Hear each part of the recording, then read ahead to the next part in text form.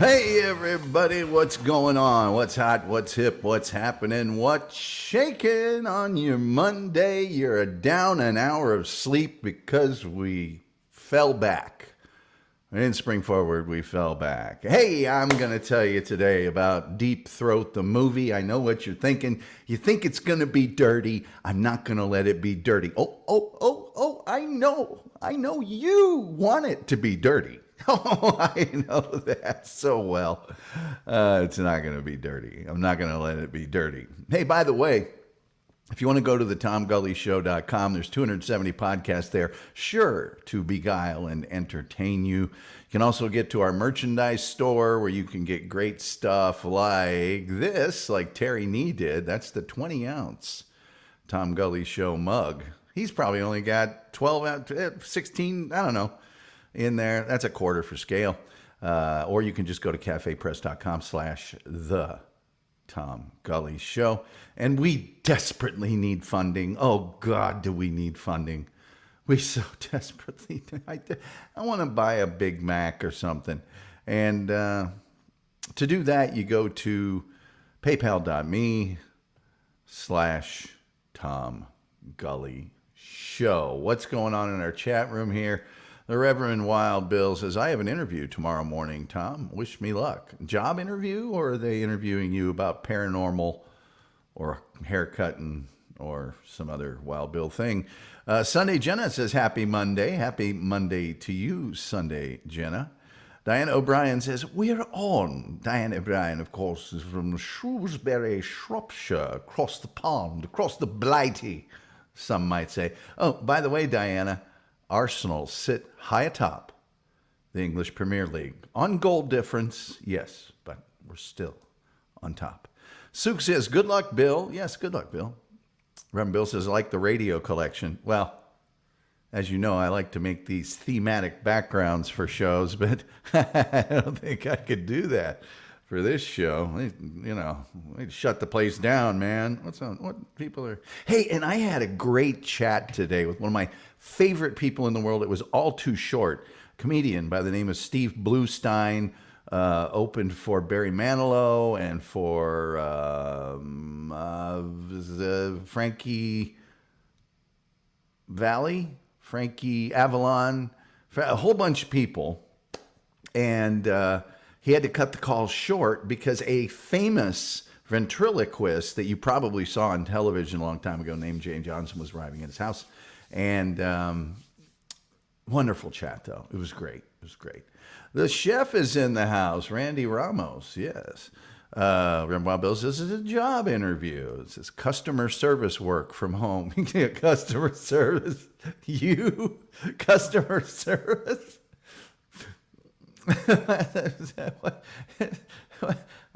Sorry.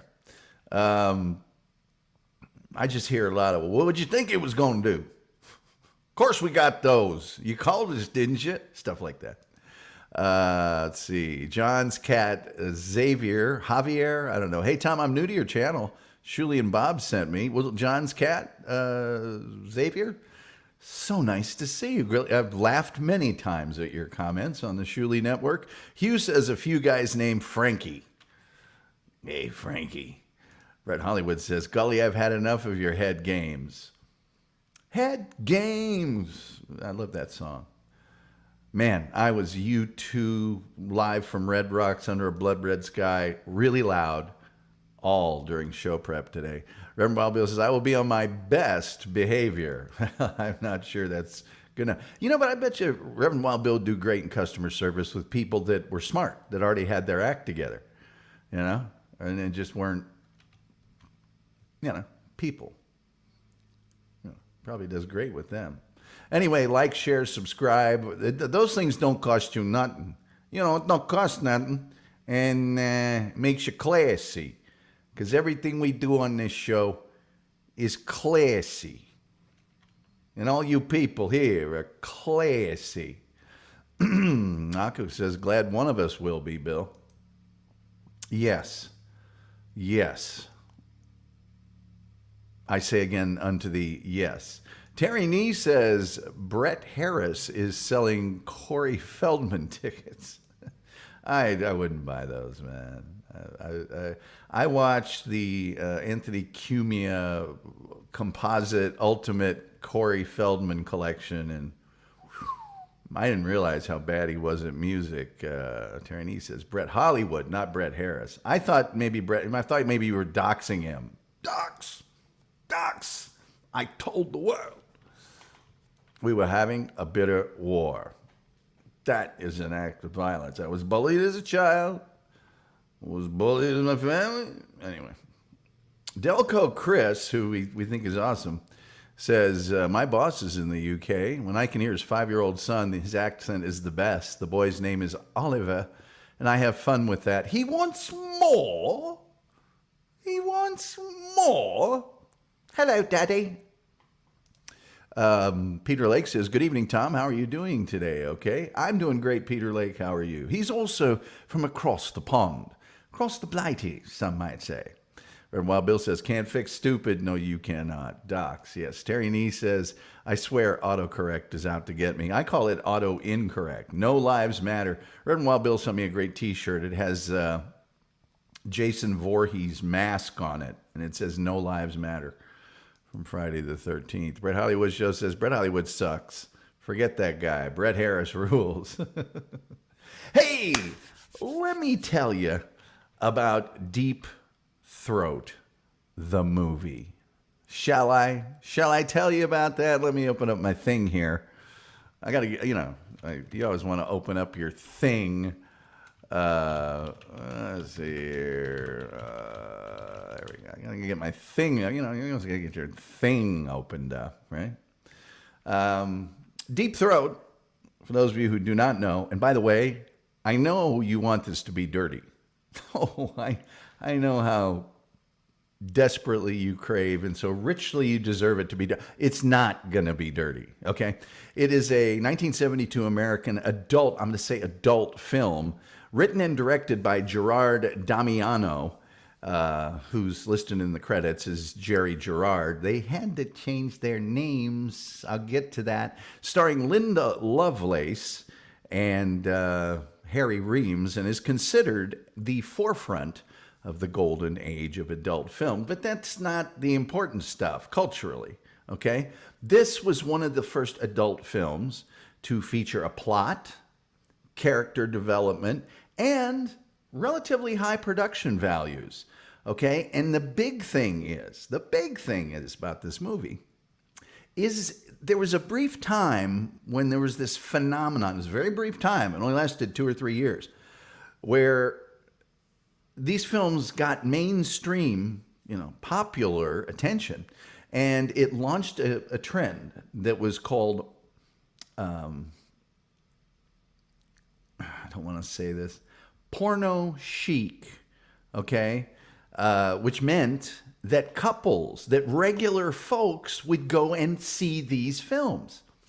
Now, there's a lot of controversy around this movie, not because necessarily of just its subject matter, and we're gonna get to that. Here's the plot, and I really can't even tell you the plot without making it dirty. And of course, as you know, I'm not gonna make it dirty.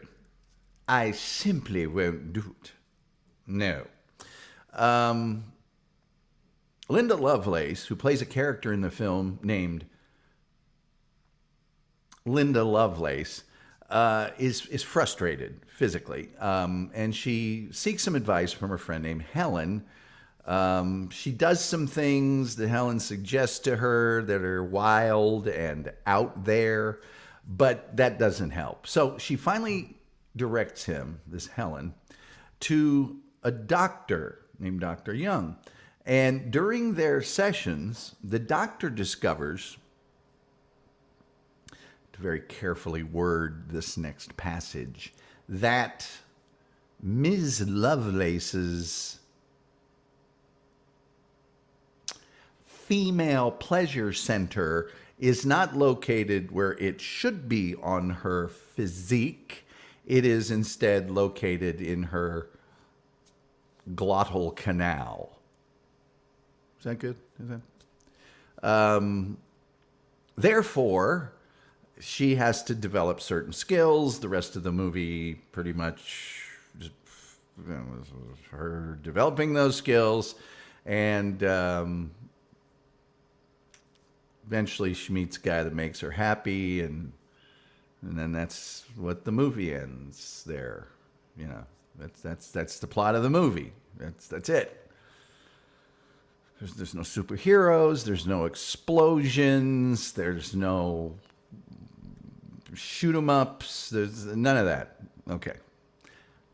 Here's something I'm going to tell you. This movie only lasted 61 minutes. So it's just a touch over an hour. As you know, most films are at least an hour and a half.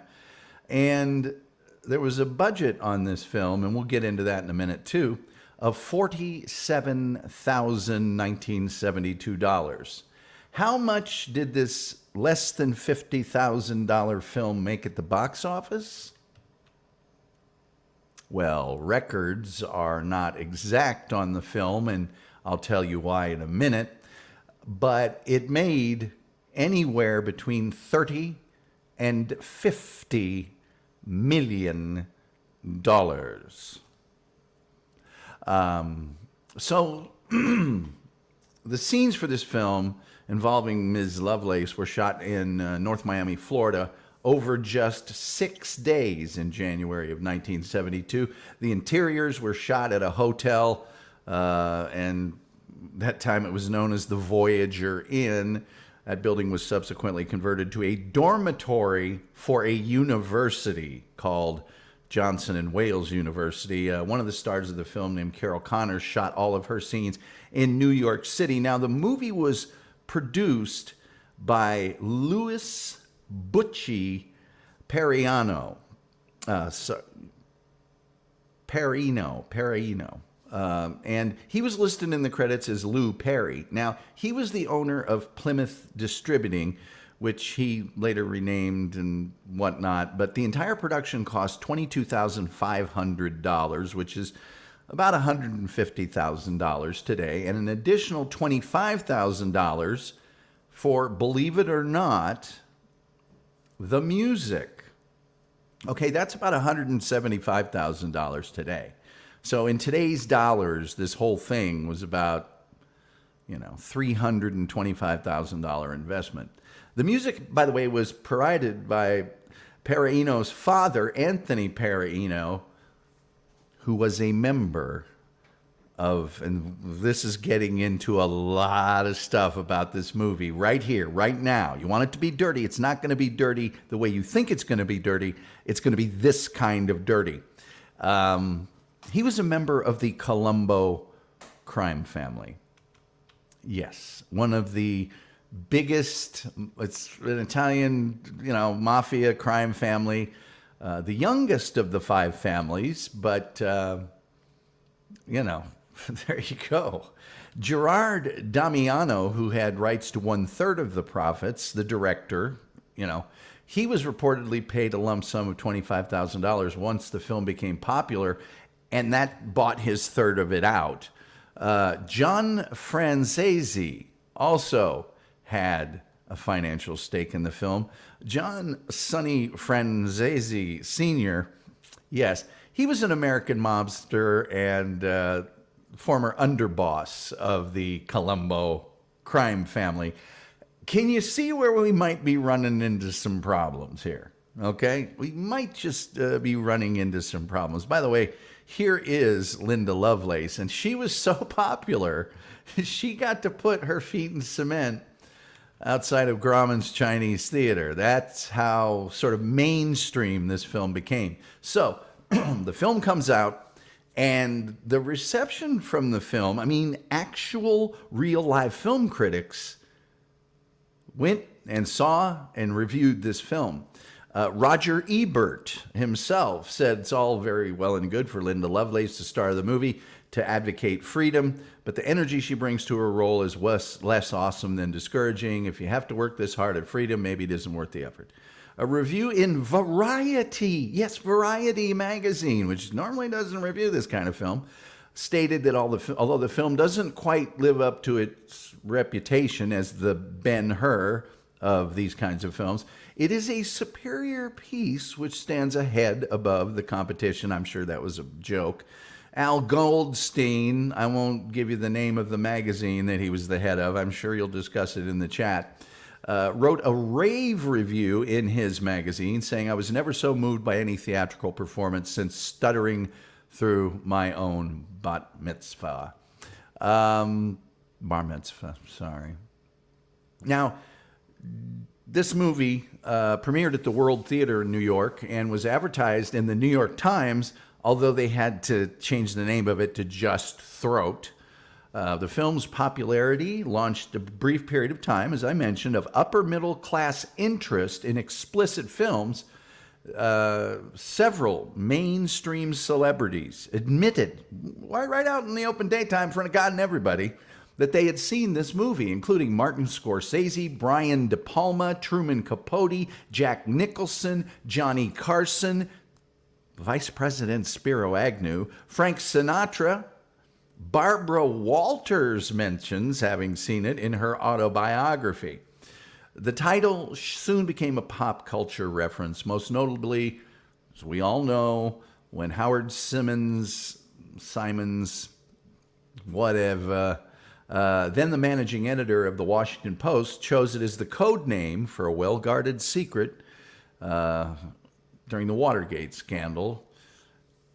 Many years later, that person, Deep Throat, was revealed to be Assistant FBI Director W. Mark Felt. Now, revenue. It grossed $1 million, okay, $1 million in its first 7 weeks of release in 1972. And at a single screen, it made $30,000 in its opening week. It then made a record $3 million in its first 6 months of release. That's $21 million today. And was still ranked among the top 10 highest grossing films 48 weeks after its release, so just short of a year. Estimates of the film's total revenues have varied widely. Numbers as high as $600 million, which is $4.2 billion today, have been cited, which would make it one of the highest grossing films of all time.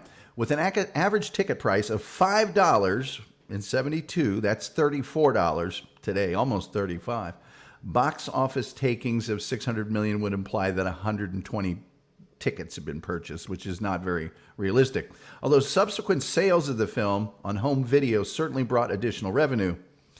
The FBI's estimate, FBI? Why would the FBI be doing estimates? I hear you cry out. I'll tell you in just a second. They estimated that the film produced an income of approximately $100 million, which is $700 million today, and that may be closer to the truth.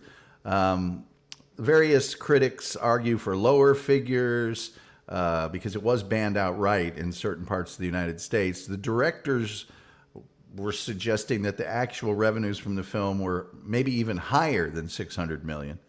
Roger Ebert noted in his review of a documentary about this movie that many theaters screened the film, well, those theaters were mob connected, which probably inflated the receipts as a way of laundering income from drugs and other illegal activities.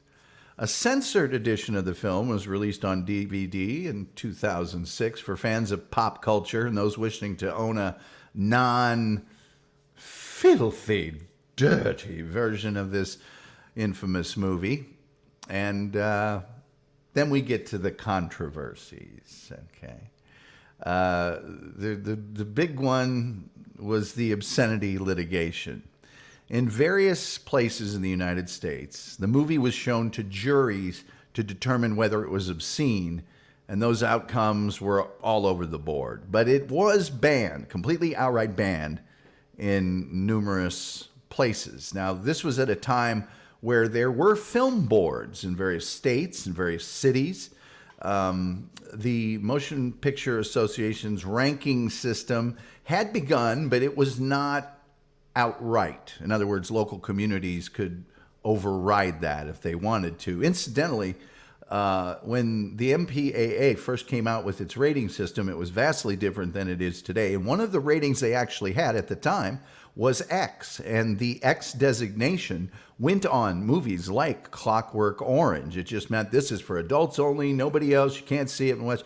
And that's why the phrase triple X came into play, because most of the adult films were not rated by the Motion Picture Association of America. And triple X meant dirty things, rather than a serious film that was just explicitly violent or, appealed to what the Supreme Court might call prurient sexual interest. So, after a jury in New York City in August of '72 had found the movie not to be obscene, prosecutors decided to charge the company that owned the World Theater, the company that showed the film, for the promotion of obscene material, and they took them to trial in December of that year. During the trial, a psychiatrist testified that the film portrayed acts that were well within the bounds of normal human behavior. And a film critic testified during the trial that the movie had social value because it showed sympathy for female desires, and that the script had humor in it, and it was filmed very well. It was not grainy. It was not bad camera work. It was filmed well. A New York professor, New York University professor said, "I don't see how you can spoof this act by showing continuous performances of this act." Anyway, on March 1st, 1973, Judge Joel J. Tyler ruled the film to be obscene, issuing his opinion on the film as a test of carrion and squalor, a nadir of decadence, a Sodom and Gomorrah gone wild before the fire. Judge Tyler fined Mature Enterprises, the company that exhibited, they own the World Theater, $100,000, which would be $660,000 today, and that was later reduced upon appeal. The ruling would inadvertently contribute to the film becoming the most popular film of this kind of all time. In 1976, 4 years later, there were a series of federal cases in Memphis, Tennessee, where over 60 people and companies, including the Perrinos, the mobsters, and actor Harry Reams. Perrinos obviously owned the company. They were getting all the profit from the movie. And actor Harry Reams, who played Dr. Young in the movie. Here's his very appropriate photo for you. As you can see, Memphis, Tennessee. The U.S. Marshals apparently had arrested him. And they were all indicted on conspiracy to distribute obscenity across state lines. Damiano and Lovelace were granted immunity in exchange for their testimony. Federal court judge Harry W. Welford heard the case, with the trial ending in a conviction.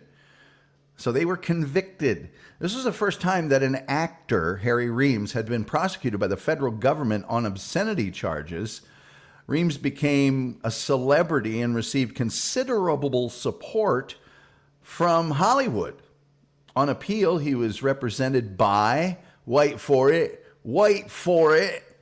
Alan Dershowitz, and his conviction was overturned.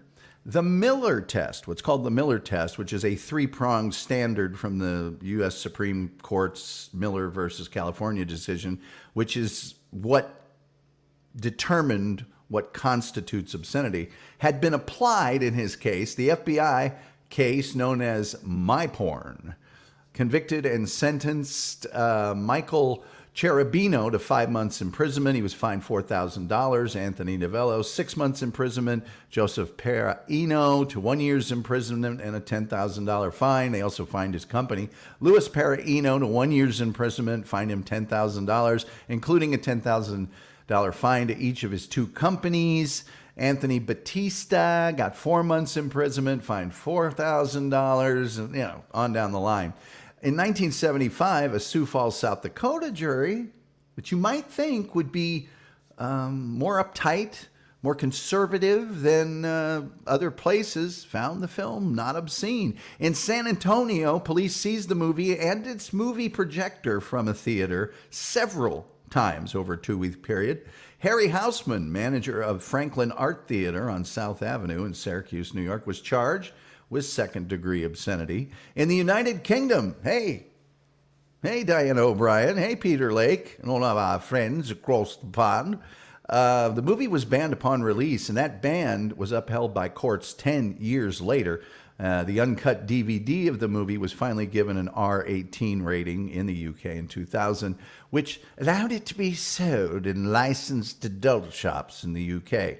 Now, here's another big controversy: the copyright. This film was released without a copyright notice, okay? And there's a reason for that. They didn't just do that for no reason. They did it for a specific reason, and that is because Para Eno had used four-wall distribution, and that's a process where a studio or a distributor rents movie theaters for a period of time and gets all the box office. It comes from the four walls of the theater. So rather than releasing a movie and a theater chain rents the movie, they go ahead, they rent the theater themselves, and they get all the profits. That left the potential for the film to be classified as an unpublished work, preventing it from falling into public domain. Para Eno sold the rights to the film to Arrow Productions for home video release, including a copyright notice, at some point prior to 2009. Now, despite Arrow holding the rights, another distributor called VCX began distributing the movie as a retaliation of Arrow distributing Debbie Does, The City That I Live In, and The Devil and Miss Jones, two films that they asserted were under their copyright. It was a battle between the two. Arrow Productions agreed in 2011 to voluntarily stop distributing those other two films, leaving the copyright status of this film to this day completely unresolved. And there's a few sort of broadcasting issues, but they all kind of involve this film being broadcast first as a prank or, a way to get attention. In April of '78, a pirate station called Lucky 7 in Syracuse, New York, illegally aired the film, and also Behind the Green Door, another film. The pirates who did this, never been identified. On February 23rd, 2008, the Netherlands Public Broadcasting Corporations, VPRO and BNN, screened the film on national television as part of a themed night in the history of these kinds of films and the influence of these kind of films on youth culture in the Netherlands. Now, although the film aired after 10 p.m., following the guidelines, and was embedded in a discussion program, it was very serious, several political parties were yelling and screaming for steps to be taken to prevent this. The Minister of Education and Media, Ronald Plasterk, declared that he could not and did not want to forbid the airing of the film. Then the movie was seen by 900,000 people. It's not really a controversy, it's just sort of a point of information. In December of 2014, the Rialto Report, which was a website dedicated to the golden age of these kind of films, made the surprise announcement that the supporting actress billed as Dolly Sharp. Now, Dolly Sharp played Helen, who was Linda Lovelace's friend that kept giving her all this advice. The woman who played Dolly Sharp, who vanished completely into obscurity right after the release of the film, was in fact named Helen Wood, a former Broadway performer who, as a teenager, had a major role in the 1953 Hollywood musical Give a Girl a Break, okay? Which it was directed by Stanley Donen, one of the greatest musical directors in the history of Hollywood, and starred Debbie Reynolds. And a young Bob Fosse was also in this, if you know anything about musicals or Broadway musicals. So here's another interesting thing about this movie.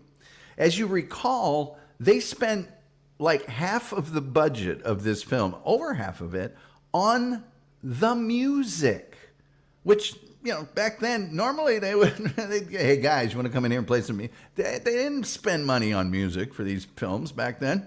Well, an original soundtrack for the film was released in 1972. Very few copies of that exist to this day. And when on the market, they usually sell for like $500 on eBay or something. The album contains instrumental and vocal tracks, as well as short snippets of dialogue from the film. All the artists are unknown. A remixed and remastered CD and LP version is available from Light in the Attic Records. Director Gerard Damiano reportedly edited the scenes to conform to different musical cues. So he was playing the soundtrack while he was editing. The film opens up with an instrumental track that echoes the hook of the 1968 easy listening hit by Dionne Warwick, written by Burt Bacharach. Do you know the way to San Jose? I've been away so long, so very long.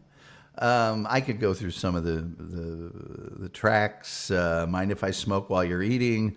A lot of little tingles. You Have No Tinkler. I Want to Be Your... I don't want to go through these. It's like, not going to make it dirty. It won't be dirty. I know how badly you want it to be dirty, but it's not going to be dirty.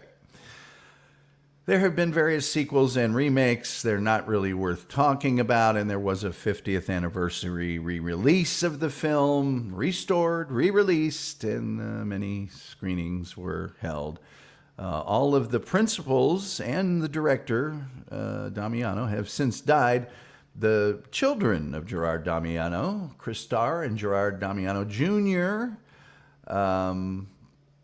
took part in that. So there you go. And that, ladies and gentlemen, is the story of a film which was an important kind of, I guess, First Amendment and cultural significant film, which was called, you know the name of it. I don't need to tell you the name. We don't need to go into the name. Come on, man. You're not going to do that. I didn't like saying it the times I had to say it when I said it, and I didn't want it to be dirty. I just don't like it to be dirty. Please. Okay, let me see here. Let's do a couple of things, and then we'll get into this chat room. By the way, if you could like, share, subscribe, it don't cost you nothing. To the more than 22 people watching this, man, I would have thought we'd have a lot more. Because people like things that are dirty. I'm not one of them, of course. You're lucky my cousin Percival did not host this show. Sometimes Percival does host the program, as Wild Bill can attest.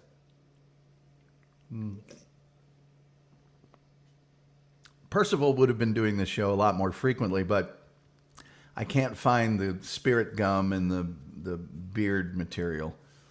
I must have got lost during my move.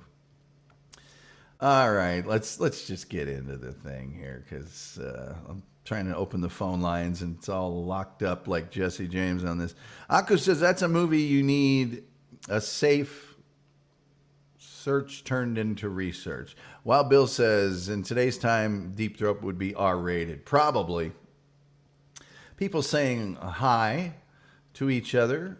Terry Nee says Nixon was I don't think Nixon was. I think they've proven who it is. W. Mark Felt, who was the one that spilled the beans on all that. People saying hello. Paz says, Peter Lake has emojis of some kind. I don't know what those mean. Perhaps some younger people would clue me in on that. I've been to Dallas. I live in Dallas, and no, she doesn't. Tom doesn't work blue. I really don't, unless a loud noise happens, like did a couple weeks ago. Good evening, all, says Lyndon. Good to see you, Lyndon. Oh, where was I? I was in my spiel. You go to the Tom Gully Show. Tons of podcasts there. You're going to love them all. You can go to the show store there and get stuff like this. Hold on. You get mugs, hats, T-shirts, shot glasses, flasks, pint glasses, clocks, hats, stuff, Or you can just go to cafepress.com/Tom Gully Show. We need some funding. We are probably with this show going to pass 2,500 viewing hours. That still puts us a bit of time away from actually being monetized. So if you want to go to paypal.me/Tom Gully Show, that would be a great way to do something for us here. Because, man, I'm getting paid like I'm sewing Nike shoes over in Indonesia over here doing this show. You know what I'm saying? Let's see here. Twinkle Cave? I don't know. I've never been there. Delco Chris says, remember when Jackie Chan was watching Behind the Green Door by driving in the Cannonball Run? I do not remember that. Kahuna says, hey, Tom Gully and gang. Hey, Kahuna. Naughty Square. Strib says, hey, that's my favorite movie. You need to get a better favorite movie. Kahuna is being greeted. Last Tango in Paris. Hey, now, that's a weird movie. That is. I think if Marlon Brando was in that movie, people would have just gone, ick. But since Marlon Brando's in it, it's this big thing. Folks are saying hi. Another movie I want Kubrick to remake. Well, Stanley's not remaking anything. He's no longer with us. The Interiors. Well, it's scenes inside buildings. That made me cough. I can see Kubrick remake. Well, kind of he did, didn't he? No, Eyes Wide Shut or whatever. Flubber was another. Yes, Son of Flubber. Because the first movie didn't mention Flubber. It was called The Absent-Minded Professor, I think. Columbo says, just one more thing. If I could just... That's a nice place you have here. My wife, boy, she goes for those. One more thing. Certainly, Inspector, we've talked enough about the guy's nice to him the whole show and wants to help him. And then he said, well, I believe I've spoken to you. There's just one more thing. How did you know that he was going to be there if you said you didn't talk to him on the phone? Aku says, a misplaced clown pocket is a better plot device over a tooth fairy cave. I would agree. Pa says, I don't trust that Al Goldstein guy. I met him once. He was very over-the-top gentleman. That's all I got to say about that. I saw this movie in Atlanta on Red Light Strip where all adult theaters were. Well, that's the other thing is back then there was no home video or anything like that. Some people had movies on 16 or 8 millimeter, but every town had that risque theater. In Indianapolis, it was the Art Theater, which they always had some pretentious name to keep from getting raided by the cops. Columbo. I love Columbo. Delco Chris, watching that film not as embarrassing as admitting to watching Dracula Dead and loving it. Yes, I saw that in the theater. Don't judge me. Well, you had to think it was Leslie Nielsen. You just fell for it. Pa said they used that film for money washing. That is widely believed to the point of it's a virtual certainty. By the way, the Shawnee Zone will be tonight at 8 p.m. on the Shuley Network, and we will be done with this film by that time. Incidentally, phone lines are open at 972-994-6822 if you'd like to give us a call. Reverend Wild Bill, it was behind St. Joseph's High School, and I mean right behind it. The Domino Lounge was behind the band room. That's, they wouldn't do that today. We would sit at the top of the band room and watch, those people doing the thing while they were taking a well-earned break. That meant wham, bam, thank you, ma'am, kind of. I got to start reading these before I put them up. The men in the jury requested multiple reviews to be certain of their verdict. Yes, one more time for posterity's sake. I thought it was a Vin Diesel movie. It is, but it's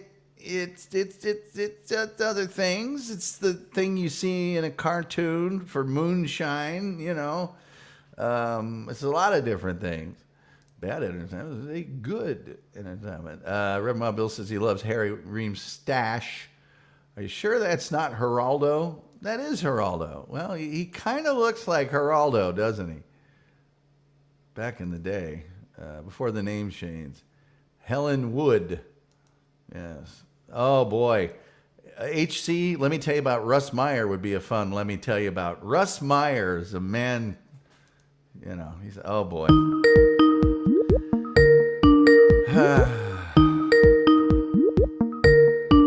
Should have opened the phone lines.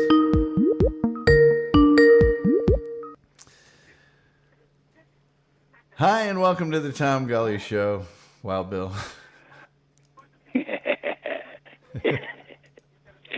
Yeah, those were the days sitting on top of that band room. Yeah. Well, so we're not going to make this dirty. No, we don't. But hey, you know where that was, though? You know where 85 crosses under Peachtree Street? I do. I'm very familiar with that. Right there, just south of it. Right there where, matter of fact, did you know where St. Joseph High School was? Mm-mm. Okay, right. I mean, it was so funny. I mean, right there, it was the strip. No pun intended. It was right up from, it was on Peachtree Street, right up from the Regency Hyatt. Right behind it was Sacred Heart Catholic Church, along with St. Joseph's High School. And then on the end, because if you were coming south on Peachtree Street, it was kind of a fork there. Kind of off to the left. If you go off to the left, that's where in that fork was where the Domino Lounge sat. Yeah. If you went to the right, going straight, off to the left was Strip. And then if you took the fork to the left, that's where the church and the high school, where all the Catholic stuff was. Oh, it was fun back then. Yeah. Yeah, but I remember that movie was nothing. No, it wasn't. Somebody's asking, have you seen this movie, Tom? I have a minor in film, and I took film censorship, and I believe we watched this film. I know we watched The Devil and Miss Jones for that film, and it was guys and girls, college age, but the professor's an extremely good friend of mine, even to this day. He's written like 30 or 40 books. You probably have seen him on Turner Classic Movies or AMC or something. He's always a guy that does, hosts those kind of things. He turned on all the lights. So, those fluorescent, you could do surgery in their lights. It was one of the most uncomfortable things you could possibly do, is watch these movies, which they were explicit, but they weren't any good. And you're sitting next to all of your classmates just desperately not making eye contact, and it was awful. It was awful. Yeah. So, hello? Yeah, I was just looking. Aku just put something down here. Said, "Hey, Bill, can you say my name correctly? Seems to cause people to stumble." Aku Morgan. That's how I see it. He needs to put a pronunciation key in there or something. I'm still getting over. I'm still trying to get over the Russ Meyer mention. Russ Meyer's movies you had to buy from Russ Meyer. You couldn't get them anywhere else. He didn't distribute them or anything else. So whatever. But on that strip, I mean, it was really funny because on that strip, Atlanta finally. I think Atlanta's in the Bible Belt. You know that. Yeah. And there was a big stink and everything because that was back during the time when Greyhound bus station was on Peachtree Street. Trailways was on the other one back there. But anyway, I know you're getting kind of deep into the geography of Atlanta in 1972. Right. Well, you were down there. That's the reason why I was telling you. Okay. But anyway, they wound up finally moving it up to Buckhead. And that's enough of that. Yeah. Well, okay. Well, I hope you do well on your interview tomorrow. Well, basically what that is they're going to be contacting me. I ask them some questions. If it goes further than that, then I put them in contact with an agent. Okay. That's about it. So I'm safe on that one. Yeah, don't go really deep into the, geography Oh, of early 70s Atlanta during your interview. but not on this one right here. It's basically it's basically customer service. Just I don't have, it's no cold calls for me. They call me. Okay. And then I just go from there, and I direct them, and I direct them in the right way to go. Is what it is. When I think of people that'd be So good that one I at can do. good at telling somebody where to go, I think your name's at the top of the list. Yeah, I'm good at that. Yeah, you are. All right. I'm good at that. And I don't. But anyway, let me run. I just want to jump in. Be honest. I just want to jump in and say hello. Hope you have a great week. Me too. And just want to say hi. That was it. I appreciate and it. I love the show. I love the show. Keep it going. And I still think we might need to move to 2 hours when you get monetized. I think that's a great idea, and I hope you do awesome on your interview. And thank you. And I do want to bring Percival back someday. And you also need to bring Specky back too. Specky might still be here somewhere. I hate to say, Specky needs to come back. Specky the speculum. Yeah, Specky. Specky needs to come back with his mohawk. Okay, man. But anyway, I'll talk to you later. We will talk to you later, sir, and you have a great day. And everybody put on that 8-hour special New Year's Eve thing. Let's get those hours up for Tom so he can get monetized. Yeah. And on that note, I'm going to say Avita Saint and Wiener Schnitzel and apple strudel and all that other kind of stuff. And we'll talk to you later, Tom. All right, man. Good luck. Bye-bye. Ah, the great Wild Bill. I got lost there for a second. He was like, now the Dairy Queen used to be right next to the Long John Silver, and it was located next to the Social Security office. And, okay, yeah, sorry. Terry Nee says, in the 80s at Penn State, I went to a debate, by the university's lecture program. Harry Reams and founder of Women Against Pornography, Dolores Alexander. It was wild. Well, that was back on college campuses in the day, Terry, that you and I went to school. They welcomed open debate, and there were things like that all the time. And you might have somebody who was reviled or something very controversial come and speak at your university, and you go there, and they'd have Q&As, and you could challenge them, and it was what we need is open discourse. You're never ever gonna have harmony in a society unless violently opposing opinions can speak to each other, if for no other reason, to illuminate to others what they might think of the issue at hand. So, yes, well, there is justified the subject matter of this program, all in one sentence. Aku Mugen, and so in the end, the dirtiest part of the movie was the money. Yeah, exactly, Aku. That is a great point. It's not dirty if you shower, says Sue. Well, Specky, yes, Specky will come back someday. Using my mug as we speak. Way to keep it classy, Tom. Thank you, Hugh. Thank you. Terry says, get Venmo. I've had bad problems with Venmo. Venmo also gets their database broken into a little too much for my liking. You might say, I don't like it. That is my awesome nephew Nathan, who, I thought maybe one of those telescoping mic stands might fall off the truck at StreamYard. I'm just saying, not for nothing. A little something. No, I'm kidding. He is a great guy, and we all love him. Nathan's awesome. Aku says, are you aware of a woman named Mimi Beardsley, Tom? She was an intern for JFK, and wow, it's mind-blowing to look, no joke intended, into the life of the former president. Well, JFK, you start turning over rocks in that garden, you're going to find a lot of crazy stuff. A miner in the film, what? Yes. He's wearing one of those safety helmets with a flashlight lamp on the front of it.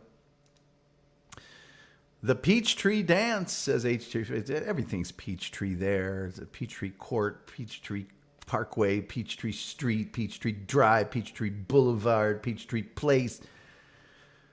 Hey, Bill, can you... Oh, we covered that. Very close. Gully heads unite, says Ronald Bateman. Let's see here. Jerry Lehane says, you can't be live if you're in your coffin. That's true. Stacy Allen says, is Gully talking about, I won't say that word, for shame. You think it's going to be dirty. It's not going to be dirty at all. I refuse to let it be dirty. Jerry Lehane says, I loved Russ Meyer movies. Well, let's just say Russ had a certain thing he was trying to get across in his movies, which I appreciate what Russ was trying to do. Positive Patriot says, at least you didn't have to watch it while standing. I think Russ Meyer was originally slated to direct the Sex Pistols film, The Great Rock and Roll Swindle, but Russ was very my way or the highway, and he had so many arguments, they finally said, forget it. I think Julian Temple or somebody directed it. Aku says, Aku Mugen. Thank you, Aku. I will never pronounce your name incorrectly again. Thank you for that pronunciation guide. Very soft. Yes, 60s and 70s, says Jerry Lehane. Stacey Allen said, Buckhead sounds like a movie. Well, it could be. It could be. Akumugen says, but to be fair, Bill, your accent doesn't help as it's Japanese, just a sight better attempt than Levi. Okay. Terry Nee says, down by the big pecan tree near the pecan. What you do is you go by where the Tasty Freeze used to be. Okay. Jerry Lane says, I got a Russ Meyer actor in Stargate. R.I.P. Who? Kitten Natividad? What was Tura Satana? Reverend Wild Bill says, sometimes you have to agree to disagree. You're darn tootin'. Lyndon says, shame. Open debates may be a thing of the past. College campuses used to be the place where anyone could go and speak their mind. Delco Chris says, controversy like Ann Coulter, Ben Shapiro, Brett Cooper. I say let them talk. If nobody... Why are you protesting them? Just don't show up. Let them speak to an empty theater. Charles Napier. Oh, there you go. Charles Napier. He was in Austin Powers. He was in Silence of the Lambs. I'm a big Charles Napier fan. Terry Nee says there was more than one reason JFK had a bad back. That's right.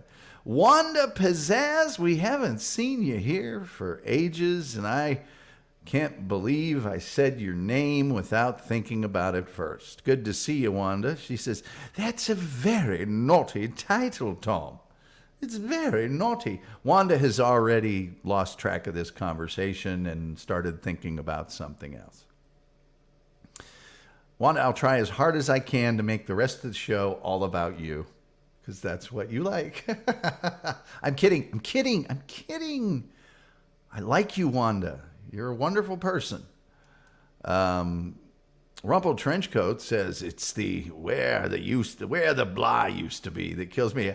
It's right over here where that candlestick used to be. I can see the outline. Wanda says, we miss you. Then she says, I'm thinking of missing you. Then she says, thank you. And then she says, I know. Don't worry about it, Wanda. I love you, Tom. Well, thank you. If it wasn't for one person, I would still be cavorting amongst you freely. I would, but I will not be folded, filed, categorized, documented. What TV show? Come on, anybody.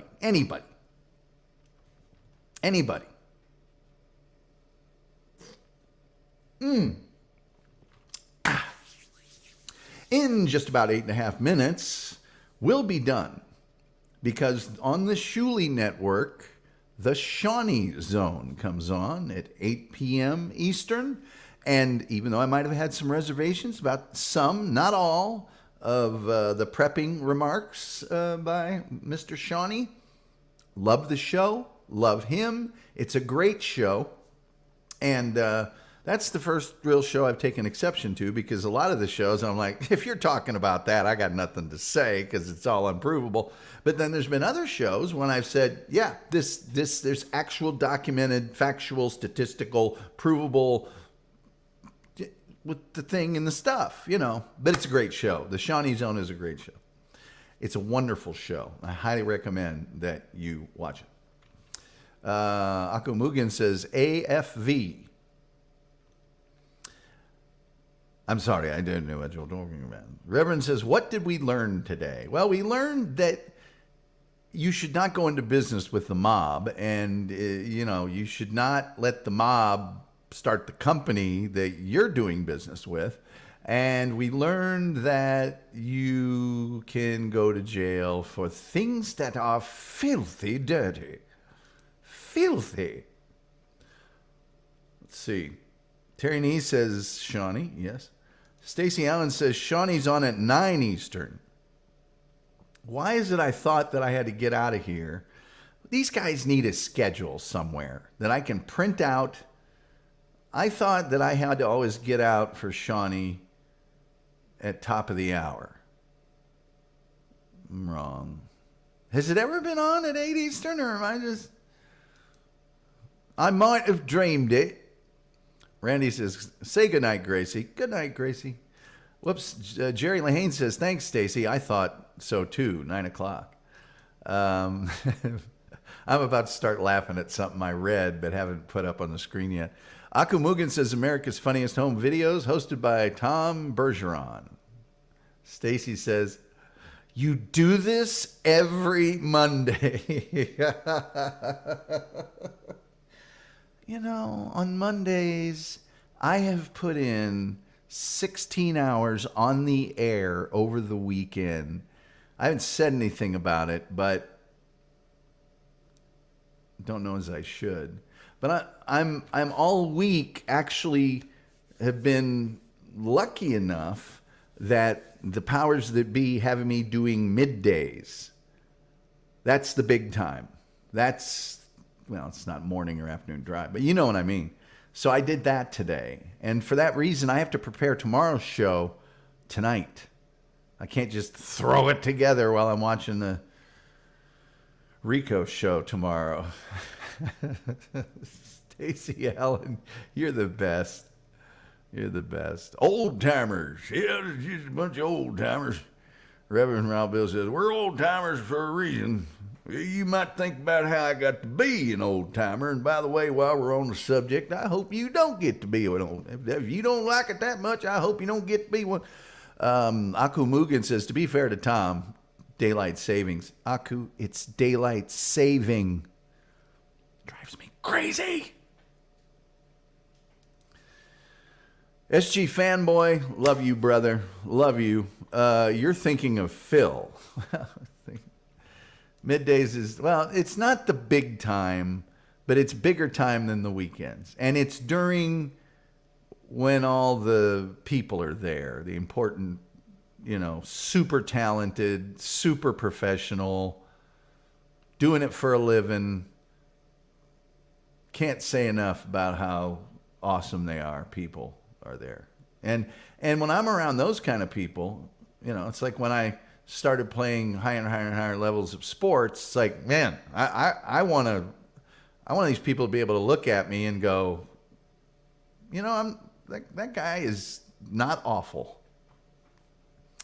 Terry Nee says, Tom, build your ramp now. What kind of ramp would you like? Mornings are king, then 5 o'clock drive. Yeah, mornings are the king, and then afternoon drive, yeah. But middays are nothing to sneeze at. Big giant station like that. People eating lunch. Aku Mugen said it right again. Delco Chris says, Aku, these days any shift is a good time. Yeah, you got that right. I am Magnus One. Has put the green... I don't even know what those are. Loaves of bread, I can't tell. Saturday night is better than middays. You can just get into your groove and just have fun. I don't know. Weekends is by yourself. There's nobody there. You're doing everything yourself. You don't have a SWAT team of brilliant people around you. The Reverend Wild Bill is showing eggplants. That means something on the internet. I can't remember. Terry Nee says it's like skiing and golf. Do it with people better than you. Exactly. Exactly. It's exactly what I was going to say. So, there we go.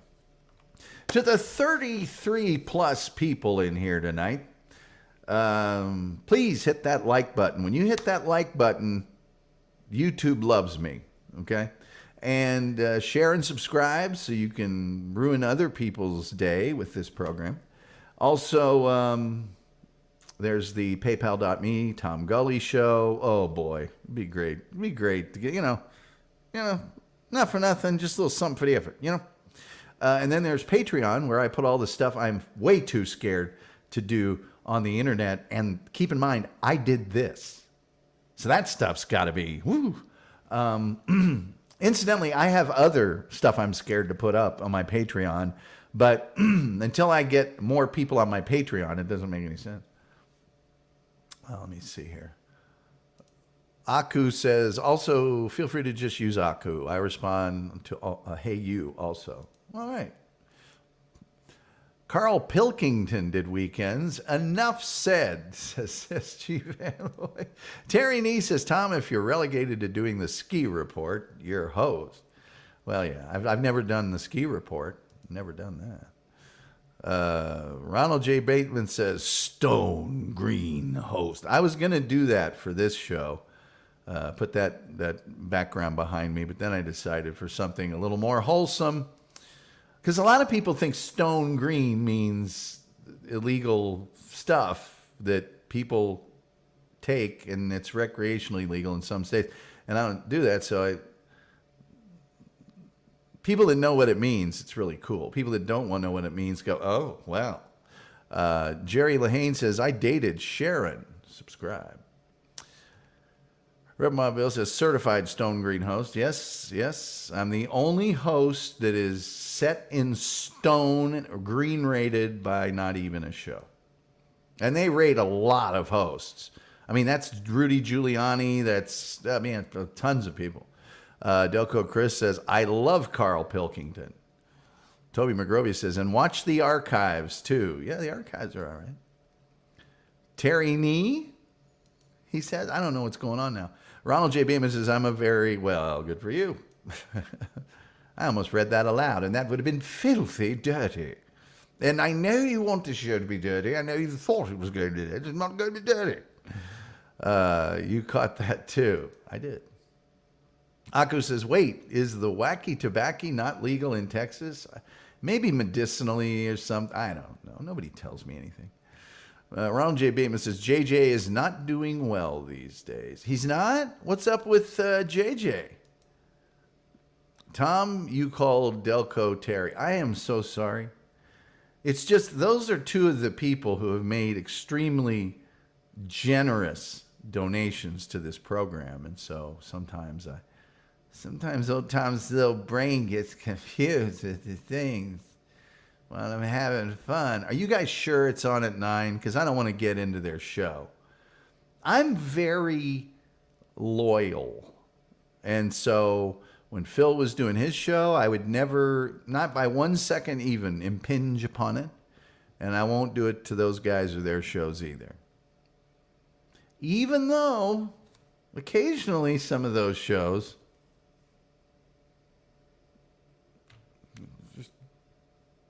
like a tank just right over the little Tom Gully show.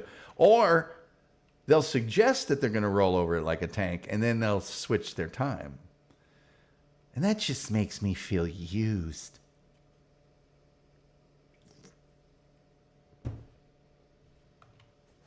Makes me feel bad.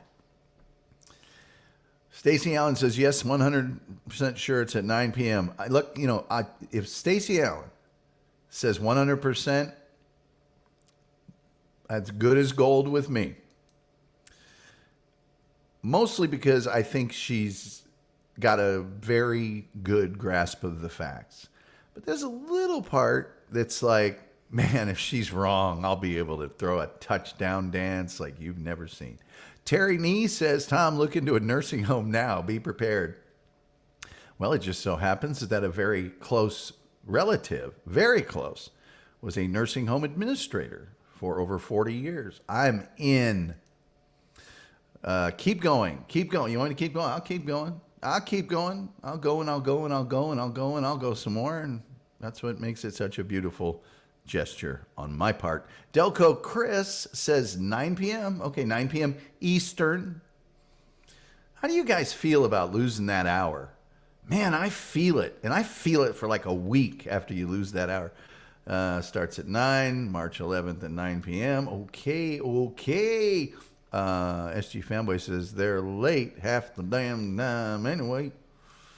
Rip Wild Bill says just checked.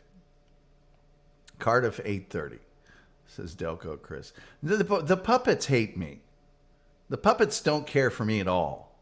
And I've never done anything to the puppets, ever. And they just hate, the puppets, they just.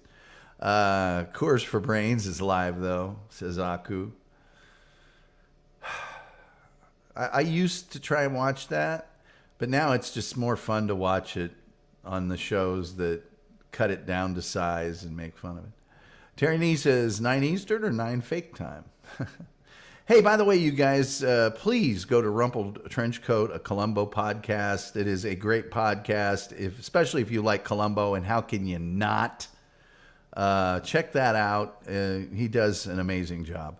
I hate throwing the entire country into jet lag twice a year. Yeah, well, but that one, the other one, the Spring Forward, you get an hour. I'm loving that. If we could just constantly spring forward. I think they say I think after 100 years, that 100th year, you don't have leap year. You just do it like regular, and then 4 years later, you start all over again. Wild Bill says, being retired, the time of day don't affect me. Oh, if you guys know, if you knew how precise I had to be with time all day, and that I do on the weekends, actually, down to the second. Delco Chris says, watch John live. I'd rather get a root canal. Rumpled Trenchcoat, a Columbo podcast, says, thank you. Hey, don't thank me. You did all the work. Boy, if I had a penny for every time I said that. By the way, it's Eastern Daylight Time, not Eastern Standard Time. SG Fanboy says, I just hate having to set all my watches. Yeah, I changed my stove one. If you have a battery-powered amazing clock like this one, you also have to change that. But you don't have to change your phone. You don't have to change your computer. Rumple Trenchcoat says, I can hardly wait. That's the thing about waiting. They say the waiting is the hardest part. Aku says, I thought I had a great way to beat the lost hour. I celebrated my birthday on Saturday rather than during the week, so I got incredibly deep into a bottle thinking I wouldn't notice the lost hour. While Bill says, spring forward, you lose the hour, fall back, you go back when you gain an hour's sleep. That's right. Yeah, that's what I was saying. Whoops. Get that back up there. Ronald J. Bateman, who has been to the condo for Bushmill, says, the clock in the kitchen today wasn't changed. I had to cook 80 meals in 30 minutes as a result. Yeah. There's that moment when you look over. I did that this morning. I got up around 3 o'clock and was doing some things on my computer because that if I do that for half an hour, I'll get tired and go back to bed. I looked over at the wall clock and went, is it only 2? 2 days later, I can say it didn't work, says Aku. Terry Nee says, my Tom Gully clock is always set at 7 p.m. Ba-dum, psh. And I appreciate that more than you'll ever know. The phone lines are open at 972-994-6822 for your dialing pleasure. For your pleasure. I know you wanted the show to be dirty, but I didn't let it be dirty.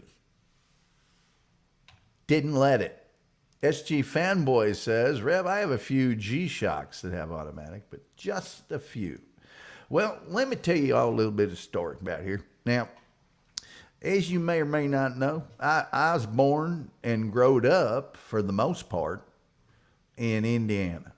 Now, I lived in Michigan for my kindergarten and my first grade and my I think it's just kindergarten and first grade. Then we moved back to Indiana. But I was born there. I was born in Indianapolis on Memorial Day, race day, Indy 500. And when I was growing up in Indiana, we's like Arizona. We don't change our darn clocks for nobody. Okay, so I grew up my whole life there, right? Until I was about, I want to say 27. I had never heard the terms spring forward and fall back, ever. I didn't know people did this. There was no reason for me to know it. I thought the shows just changed time. I thought the shows just came on an hour earlier and later and all that. I didn't realize that in other parts of the country, people actually changed their clocks to do this. So I got a job at a big ad agency, and you're not going to think it was big, but it really was big, in Springfield, Missouri. And for the first amount of time I was there, I was coming in probably half an hour early. And then I guess this thing happened, and after about 2 weeks after the thing happened that I didn't know happened, my boss came up to me and goes, "Hey, look, when you first got here, you were a ball of fire. You were coming in an hour, half hour early every day, automatic like a clock. And now you're here half an hour late every single day. It's not the end of the world, but we really do need you here right at the start of the day." And I went, "What are you talking about? I'm still a half an hour early." He's like, no, you're not. You're half an hour late. I said, "Look at the clock on the computer. It says I'm here on the, and he's like, no, the computer clock never changes." Because it was, this was a long time ago. And I said, "Yeah, computer clock never changes." And he's like, "You didn't change all your watches when the time change happened?" And I went, "What do you mean time change?" And he starts trying to explain it to me. And of course, I've never heard about this. And I'm like, okay, I get it. This is funny. The new guy, is this some kind of hazing? He's like, "No, not hazing." And he starts bringing people into my office to explain to me the time change thing. I am defiantly arguing with him about this because I'm very prideful of my professional, duties. I'm always early. I'm never late for any. And people are trying to convince me, and they're getting more frustrated. I'm getting more frustrated until one of the people in the room went, "Oh, Tom's from Indiana. They don't change the time on their clocks." And I went, "Wow, you guys are good. You are good. Now they don't change the time on their clock, and I'm saying stuff like the cows don't know what time it is, and all that kind of stuff. And they go, no. They happen to know there was another guy working at the agency who was from Indiana, and they brought him in, and that guy actually talked me down. And that's how I became aware of daylight saving time. But I must have argued with him for 45 minutes. It was funny to me to an hour, because it's like, you're upset at me for being what you think is a half an hour late, and you're wasting an hour arguing with me about it. Let's see here. Aku says, "Tom's the only person streaming on YouTube that has a dump button." That could mean two things. Reverend Wild Bill says, "Tom was the only one they spoke of when they said, 'He who lives behind the road.'" Yes, well, Indiana, the home of children of the corn, pretty much. Tom grew up in the People's Church with Pastor Jones. Time was irrelevant. Yep, it was before he moved out to San Francisco. Jim Jones started his deal in Indianapolis, Indiana. A lot of those people that went over there to Guyana were from Indianapolis. Ha, I feel your pain, Tom. I've had those moments. And by the way, when he was in Indy, I don't think he was on the pills and all that at that time. Reverend Wild Bill says, "I was always talking that if you're early, you're late." Yeah. Rumple Trenchcoat says, Daylight saving time does sound insane if you've never heard of it before. I can't imagine it would be passed into law if it was proposed for the first time now. Well, every couple of years you hear there's a movement to get rid of it, and then it goes away because the farmers want the daylight, or I don't know. It's like, hey, there's still the same amount of daylight regardless of what the clock says. So I don't know where I'm just trying to make it through the day. You know, I'm only one man. Terry Nee says, that's right, Bill. Oh, yeah, corn. Detasseling corn, shucking corn, growing corn. Aku says, it reminds me of the Y2K scare. My brother and I heard of it in 98 maybe and simply changed the computer's clock ahead to see what was happening. Reverend Wild Bill says they said daylight saving time was not for farmers. The farmers don't care if they work sun up to sunset. No, that's what they do. SG Fanboy says, my sister-in-law once told me daylight saving time was so crops could get extra sunlight. I haven't been invited back. Well, it's like the people that tell me they don't play the Powerball or the Mega Millions when it gets to $1 billion because too many people are playing and it'll ruin my chances. It's like, your chances of winning the Powerball or the Mega Millions never change. If you were the only person playing, the odds would be the same as if every person on earth played.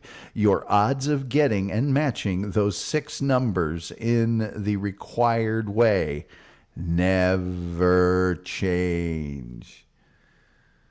Those are also the same people that won't play one of the smaller lotteries because it's not big enough. You want to play the Texas lottery? It's only $1 million. Oh, sorry. Let's see here. This one's first. Rumpled Trenchcoat says it's Lucy in the football, but for an hour twice a year. Yeah, it is. Farmers don't care about it. Personal experience with that one. Yeah, no, none of the farmers I ever knew cared. Going to bed during daylight was horrible. Or what about walking home from school during the winter and it's dark? I hated that. The Reverend Wild Bill says if we traveled to the sun, we could do it at nighttime while the sun is turned off. Yeah. 1 in 300 million. Well, your odds of winning the lottery are the same as your odds of being struck by lightning 17 times. Terry Nee says, I play once. You know why you play the Powerball and the Mega Millions when they get to those huge sums? This is why I play. And this is why I believe that most people should play when it's that way, because I know what the odds are. And I mean, there's 2 things. Somebody's going to win it. So you always have that in the back of your mind. Well, why not me? Why not now?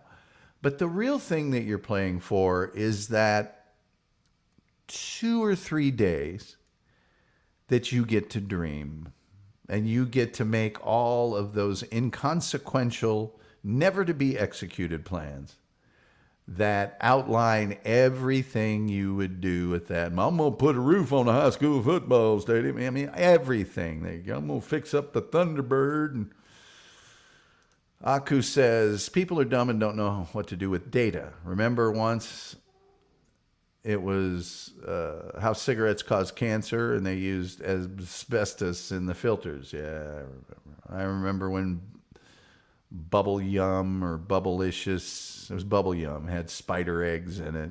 Terry Nee says, so you're saying there's a chance? Exactly.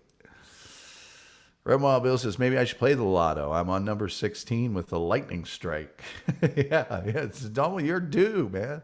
SG Fanboy says, I've never bought a lottery ticket. But have you received them for Christmas gifts? Lottery tickets make great, those scratch-offs, they make great Christmas gifts. And when I worked on the Hoosier lottery, we had one called Hoosier Holiday Millionaire, and it was all Christmassy. And we did a commercial. I did the commercial. Hoosier Holiday Millionaire. Hoosier. It's all Christmas carols and everything else. It's a great time for lottery tickets. Terry Nee said, I could afford a divorce then. Things are looking up. SG Fanboy is laughing at Terry. That is kind of funny. I've never met his wife, or it could be real funny, or not funny at all. I don't want to cast no aspersions. Aku says, smoke Luckies for your health. You've got lung fever. Lucky's. LSMFT. LSMFT.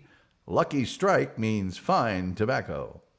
Lucky Strike, so round, so firm, so fully packed, so easy on the draw.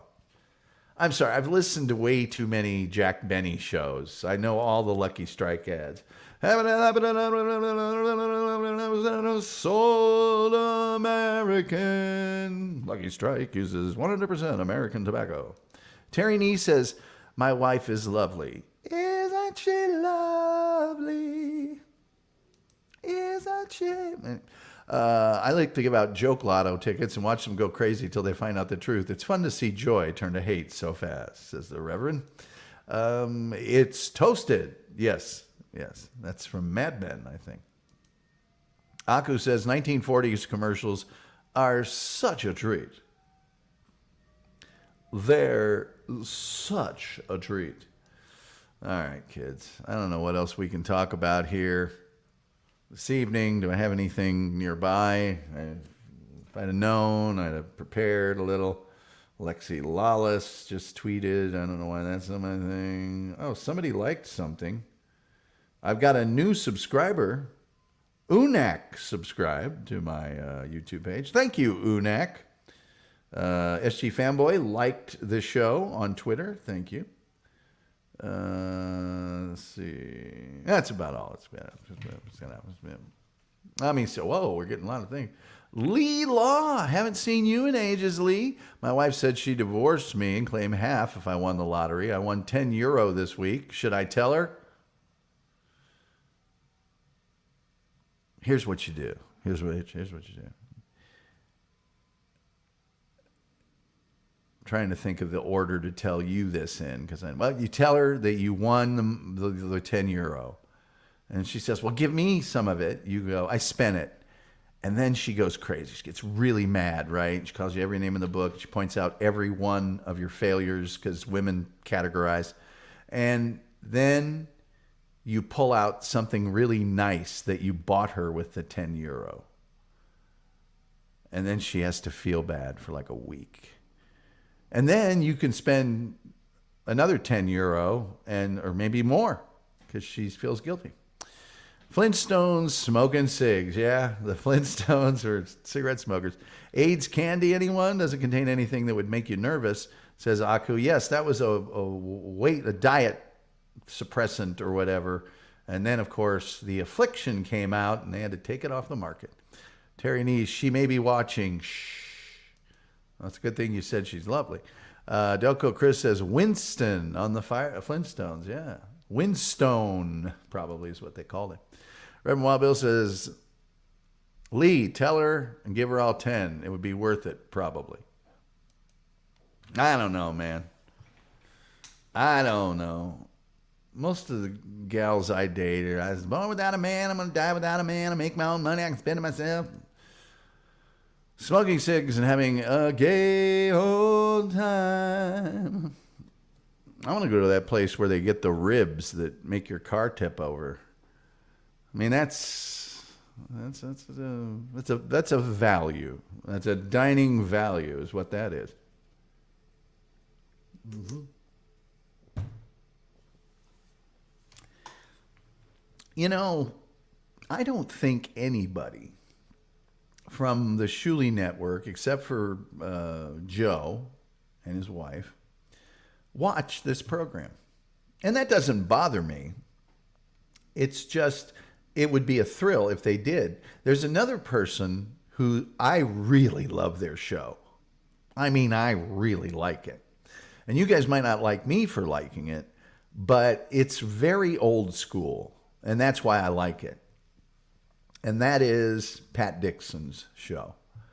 I love that show. I really do. It's a damn fine show. In this economy,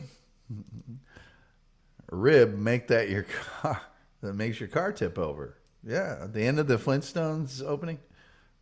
Brontosaurus ribs. Well, you got to have the right sauce. You got to know how to smoke them, too. And you got to get them from the Brontosaurus. That's probably the hardest part. Terry Nee is laughing at Aku. Leela says, I have a hunting trip planned this weekend, so I'll tell her after that. I don't need the aggro this weekend. Yes, of course. Well, who dies? Wouldn't want that. It just wouldn't be cricket. Arsenal, top of the table, on goal difference. Come on, you Gunners. They won on Saturday, and I sat there praying for Liverpool and Man City. Oh, by the way, they won in the 86th minute. So I got off work, and they were playing still, and I'm watching 70th minute. They're tied, which would have been disastrous. 75th minute, 80th minute. I watched up to the 85th minute, and then I went, this is just going to frustrate me. Why am I putting myself through this? And I stopped watching, and then, of course, a minute later, they score and win and all that. Delco Chris says, play the Aniston commercial where the husband yells at the wife, please, Helen, I just got home. Don't rush me.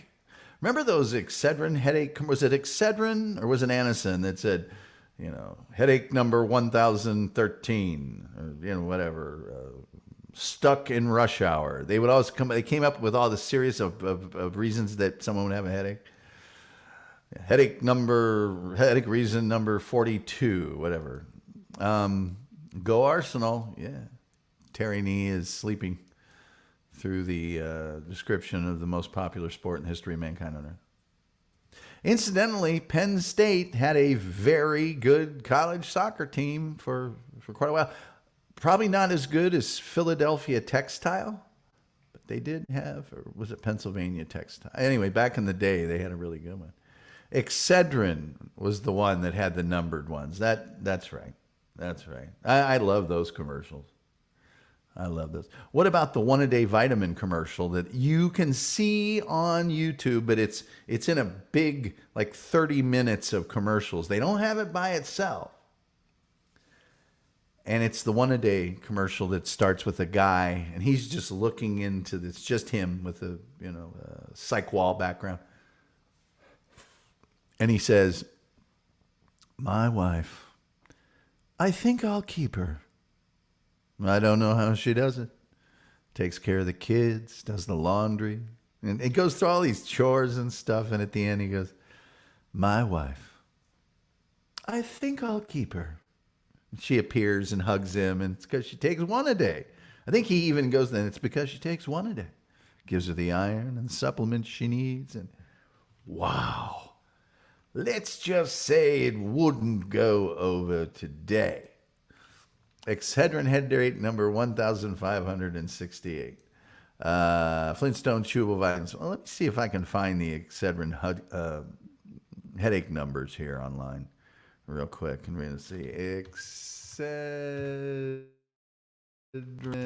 headache numbers. Mow. What's the downtown? Idiot. Let's see. Excedrin headache commercials, but I just want to see Excedrin tension headache. I want the list. I just want a list. Let me see if I can put. I just want a list. They're showing me a lot of videos that I don't want to see. List. Boom. Boom, shakalaka. Come on. And it wants to find my location. Not now. Come on. Come on. Show me the list. What's in the list? Yeah, it's just trying to sell me. Oh, let's see this one here. How many Excedrin headaches are there? Oh, it just gives the dosage. I should be able to that list should exist somewhere on the internet. Well, I'll put tension in the search. This is why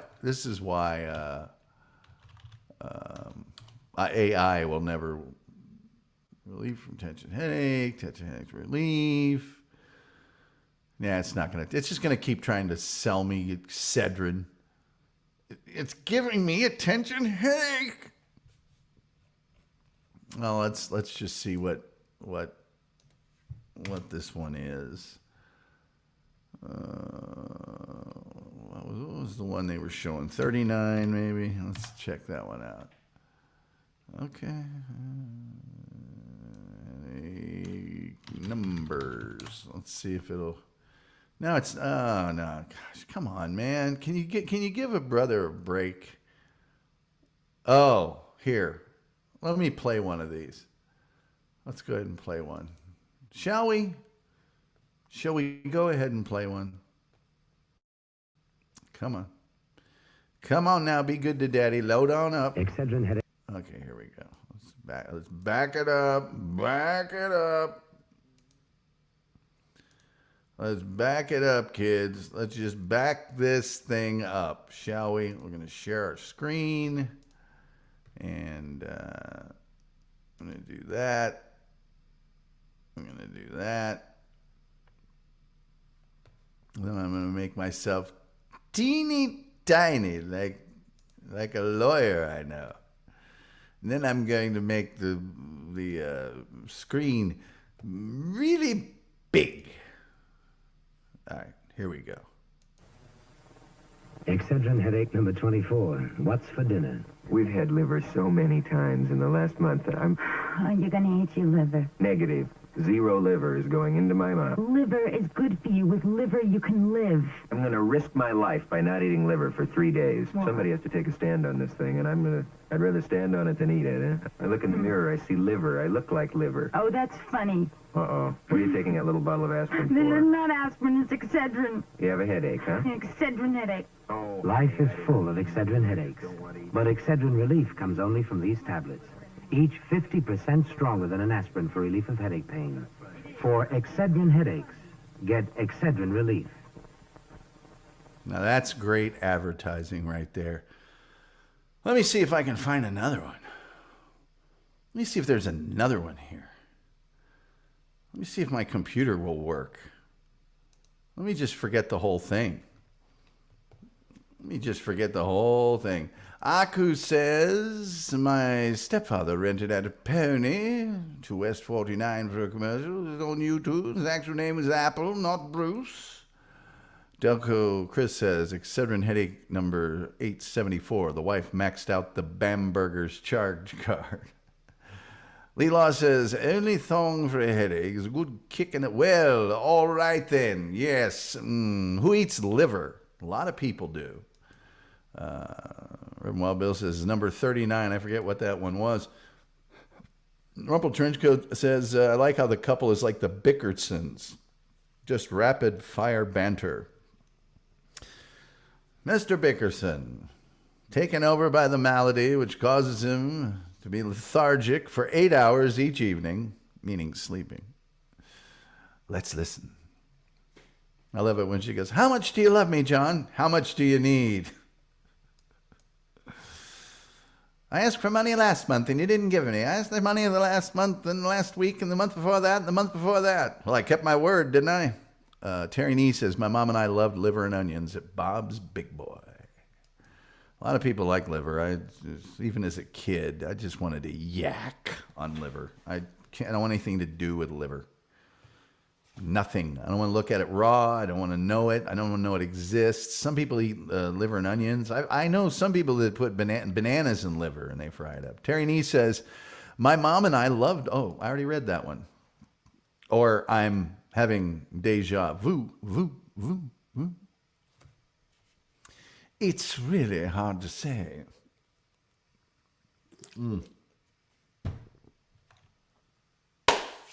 Let's see here.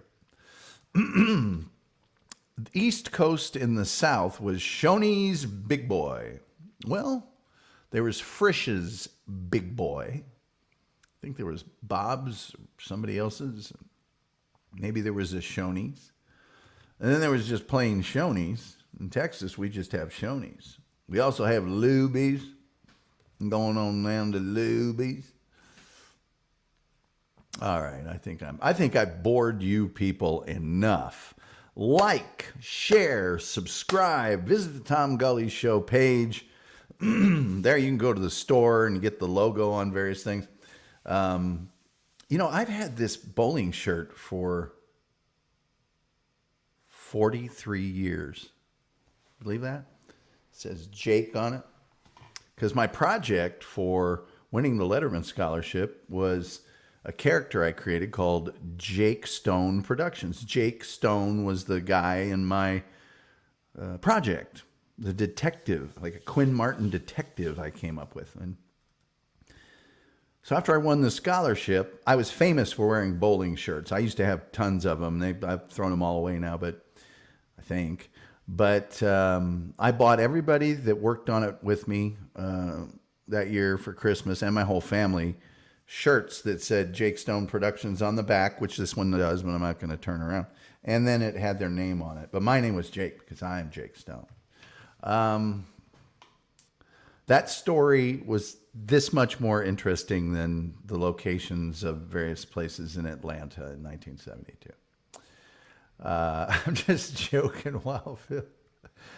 Delco Chris says people eat kidneys. I ain't eating anything something been whizzing with. Just passes all that impurities through it and whatnot. Bob's big boy was more out west. Some of us eat dog.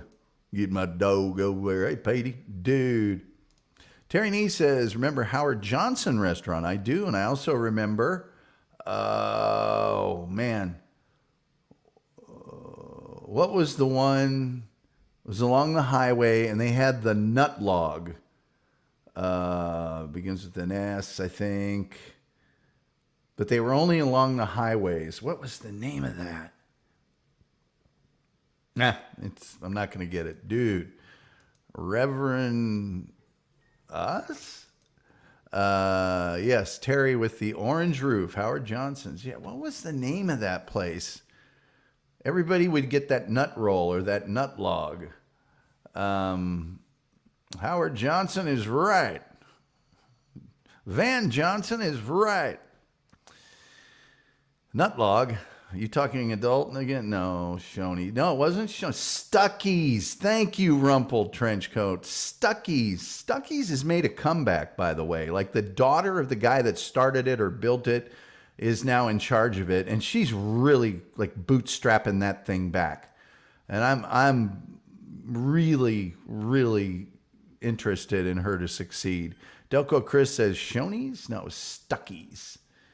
And you'd get they had all sorts of candy, the taffy and everything else. But the restaurant itself had burgers and, the regular stuff. And then, I think you could maybe get a steak there or something. But it was along the highway always. Reverend Wild Bill says, yes, Delco Chris, dog. And the delicacy, rat on a stick. Eesh. Eesh. Anybody ever had those bugs that they make candy out of? Like chocolate covered, crickets and ants and all that, caterpillars and whatnot. And there's always some guy there going, well, it's just protein. It's just a viable food source. Yeah, but I was worried. It's like, I got the chocolate covered queen. It's going to lay eggs in my gastrointestinal system. I can't even use earbuds because I think they're going to lay eggs in my ear. And Wild Bill says, chocolate-covered bumblebees. Rumpled Trenchcoat said, we'd hit Stuckey's on the way down south, and my mom would get a pecan roll every time. Fun memory. Well, they were delicious. And they were so rich. You could cut just like a 1/4-inch little disc, and oh man, and they were chewy. Be chewing on that thing 50 miles down the road. Terry Nee says Stuckey's on the way to Florida was the highlight of the drive. Car bingo and magnetic dogs. There's still a Stuckey's.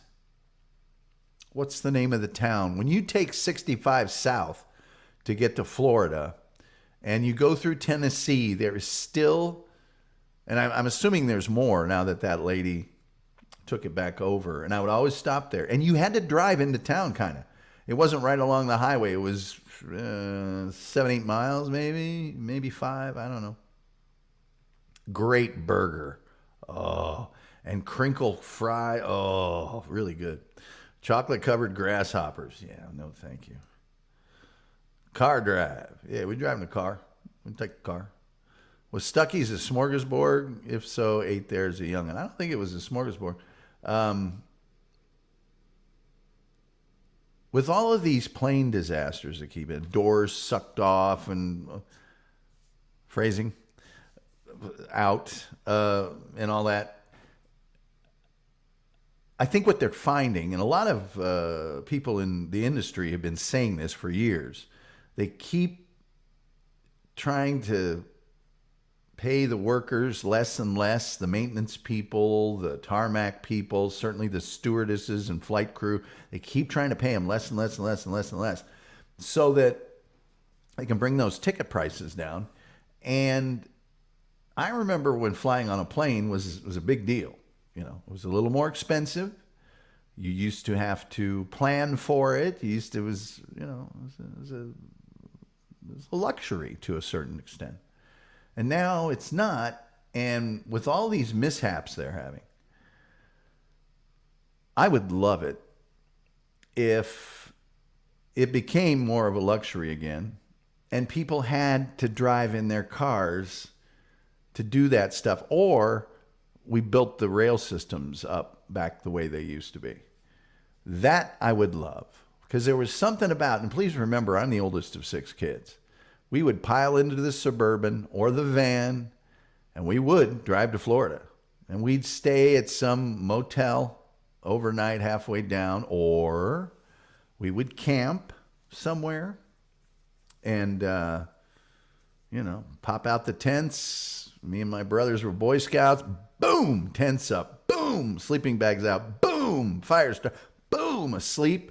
Get up in the morning, cook some breakfast over a fire. On we go. It's really awesome. Divinity covered in pecans. Yeah, it's good stuff. Reverend Wild Bill says they now have one on an interstate in Kentucky. When I went to Indy a few years back. Don't say Kentucky and Indianapolis in the same sentence. Let's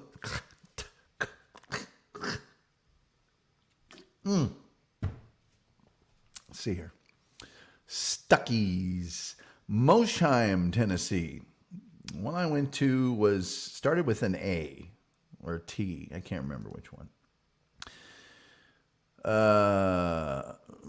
Telco Chris says DEI, not what you want in airline operations. You can say that again. Terry Nee says, imagine a family of 4 kids in a Buick Electra 225 from Antioch, Illinois, Wisconsin border, to Marco Island, Florida, before the interstate was totally completed.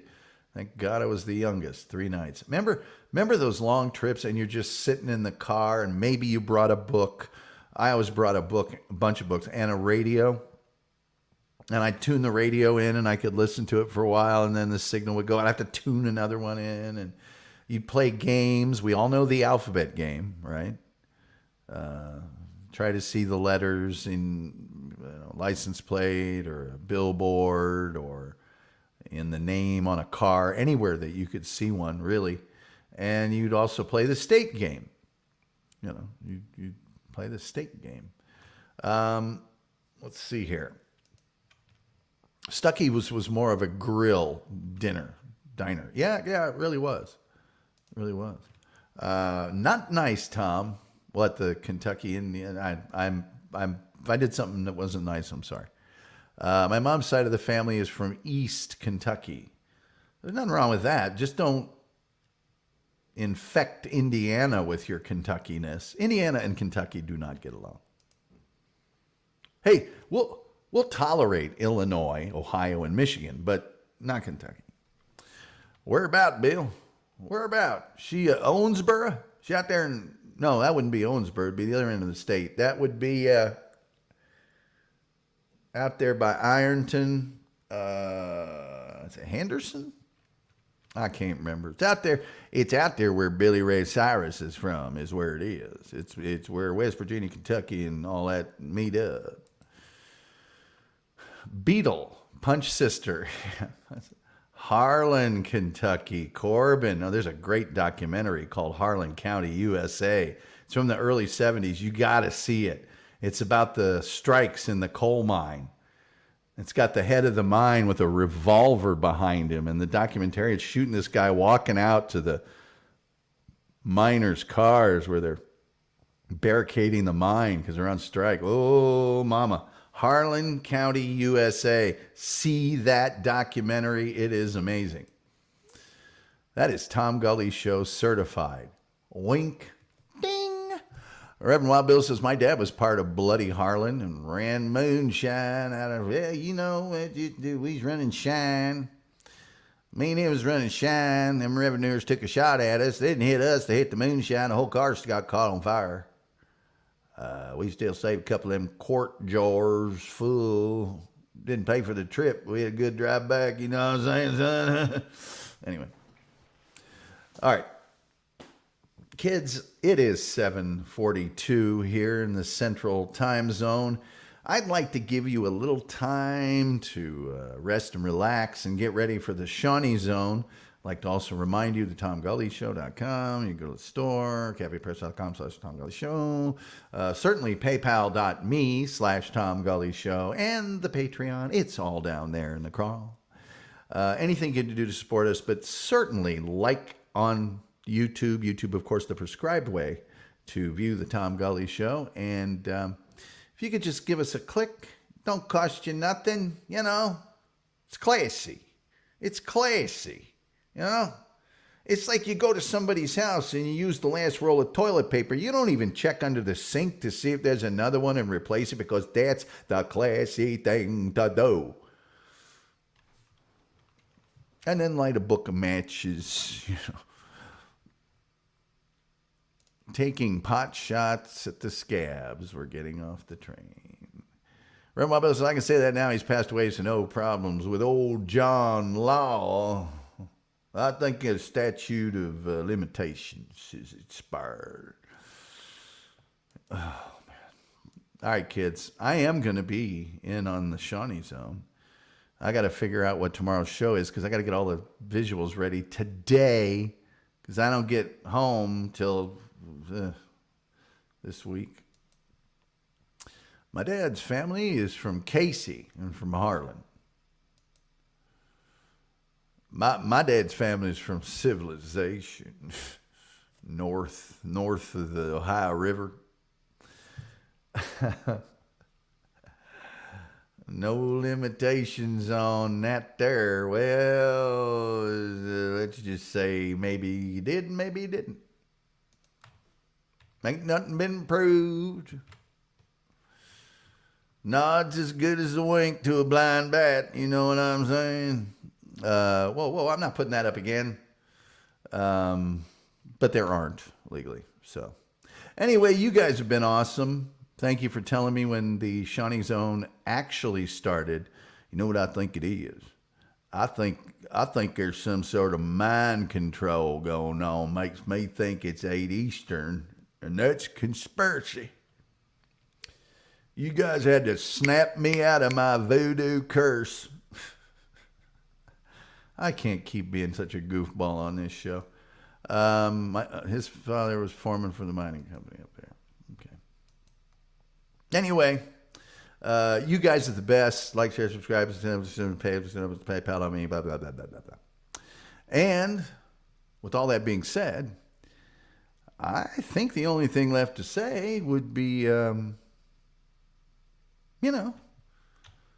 next time. We'll see you next time.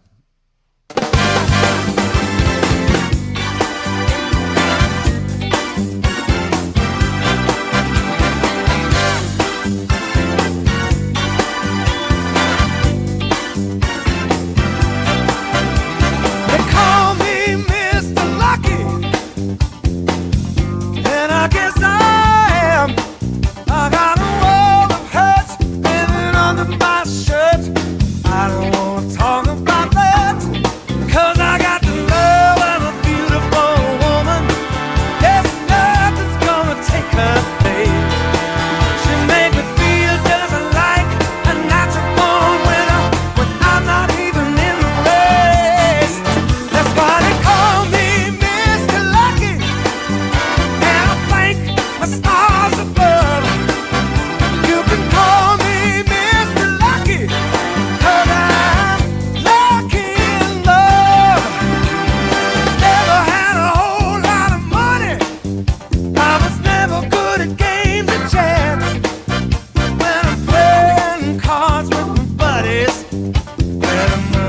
what I